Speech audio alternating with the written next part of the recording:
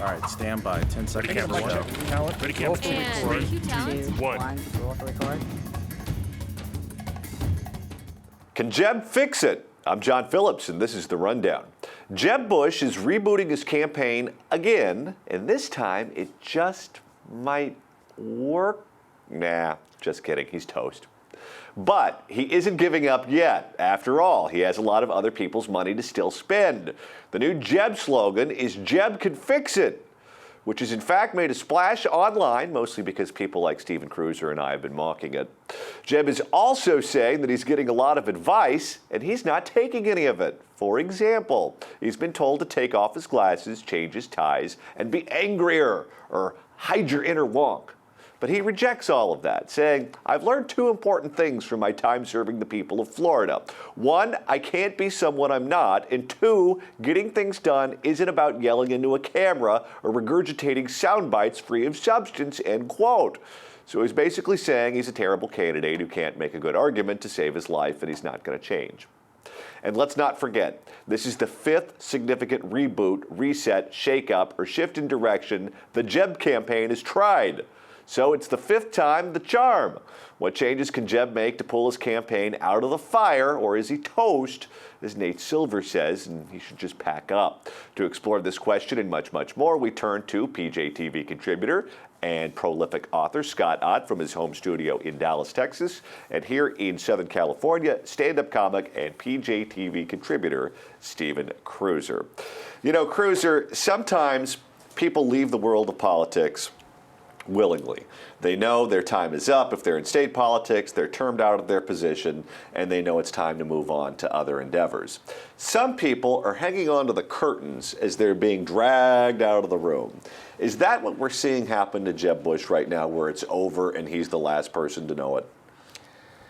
I get the opposite feeling sometimes, where he was hanging onto the curtains being dragged into this election. I don't know that he wanted it as badly as his dad wanted it, as everybody else wanted it, to cement the Bush legacy, because it never feels like, remember the recently departed late great Fred Thompson when he ran back in '08, and everybody really wanted him to do well and everything, and Fred just like, I'm not that into you, you know, and that's the way I feel about Jeb Bush. But right now, I don't know what's keeping him hanging on. I mean, you know, the latest polls, he's in a statistical margin of error tie with Rick Santorum now, which is not where the Bush people envisioned him being as we finish up the year. This is the critical time right now. We're ending the year going into the first primary. So I think, I don't know what's keeping him hanging on right now. I think it's the same people who dragged him into the race. They have such sway over him at the moment. And probably, I'm saying his parents mostly. I think they may be keeping him in the race more than anyone else. Scott, is Jeb a victim of the calendar, where he is running as an insider in a year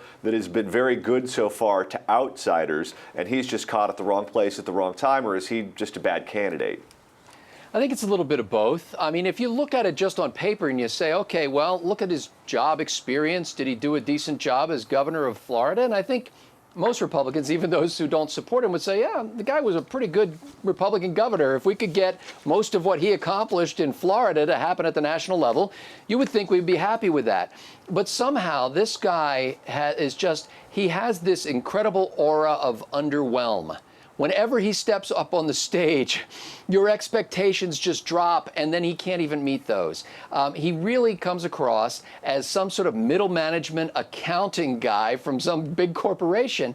He doesn't have the ability to put across the very idea he's now touting. And the irony of this, that we're going to roll out a new slogan and, you know, kind of rejigger the whole campaign.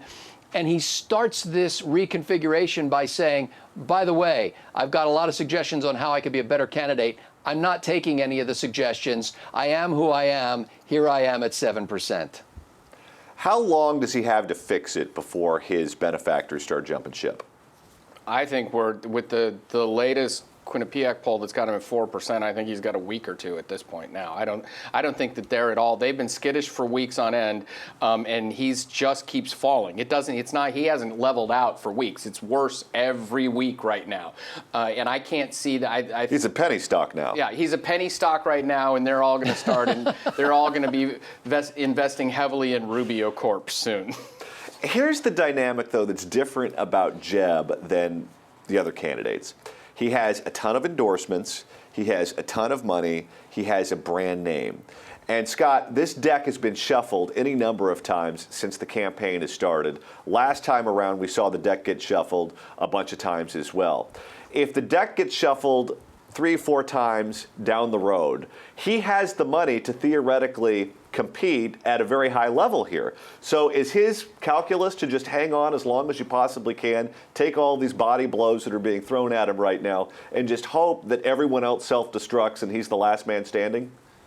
Well, I think that's what he's doing. But those three things you pointed out, endorsements and having a lot of money and having name recognition, well, there are candidates in the race who actually have more name recognition than he does. I mean, Donald Trump arguably is better known than Jeb Bush is. There are a number of candidates who have positioned themselves financially very well, not necessarily that they've outraised Jeb Bush, but they have raised enough money that they can stay.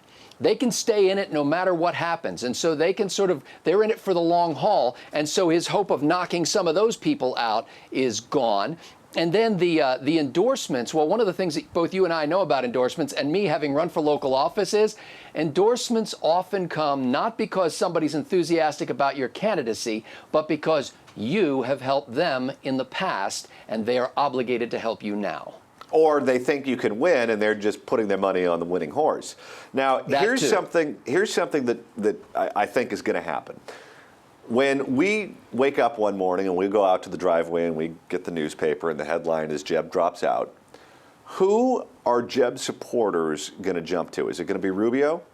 I think it's going to be Rubio. I think you look at that's the natural organic fit there because they're both from Florida and they've been cultivating a lot of the same people for a long time right now. And I think a lot of the people in Florida are already realizing that, okay, the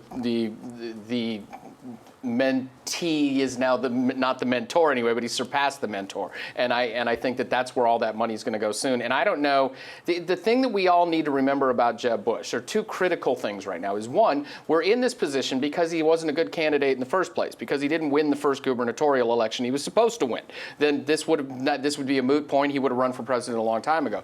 Two, yes, governors can make great presidents. Yes, they can capitalize on what they did as governors. He's been out of office for 8 years. In the 21st century, that might as well be 100. That is forever. That is an eternity right now. He's trying to go back to, remember what I did there? Someone close to him, a supporter has said the other day, face it, a lot of the people who voted for Jeb in Florida aren't even alive anymore because it's an elderly population there. So I just don't see how it's this puzzle full of pieces that weren't cut to fit each other again. Scott, is Cruiser right about this? Because we've seen reports that many of the former Scott Walker campaign operatives in the state of New Hampshire have jumped to Rubio.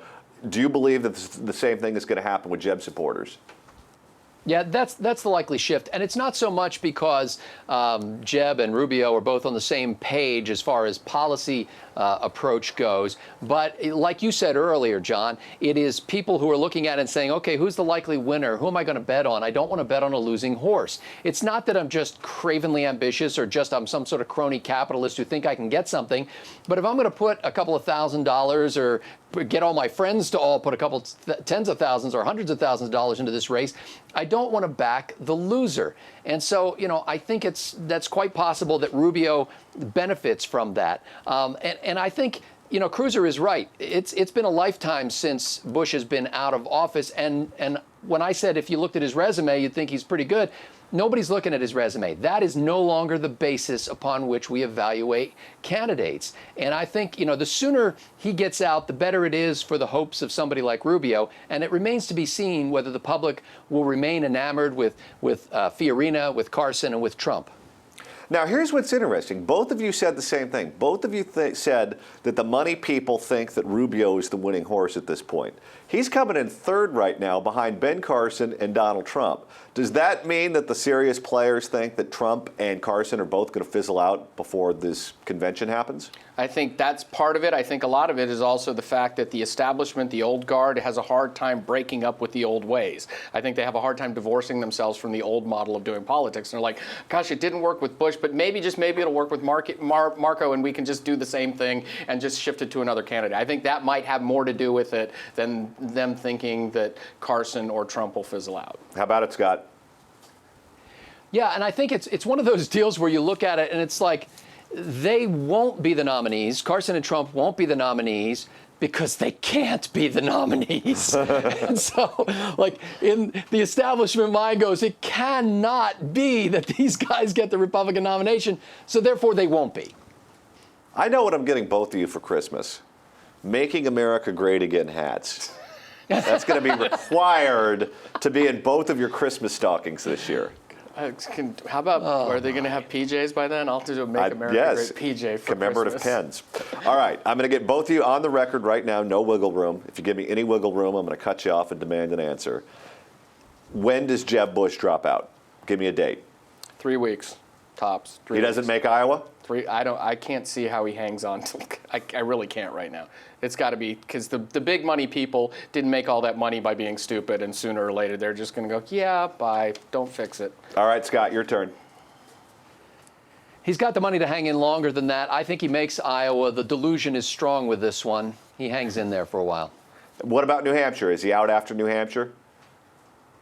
I think the first, well, I was going to say primary, the first caucus kills him. Yeah, I think you're right. All right, that's all the time we have for today, but now it's your turn. Can Jeb fix it, or is he a bad candidate who should just go away? Tell us what you think in the comment section below. I'm John Phillips. Thanks so much for watching The Rundown.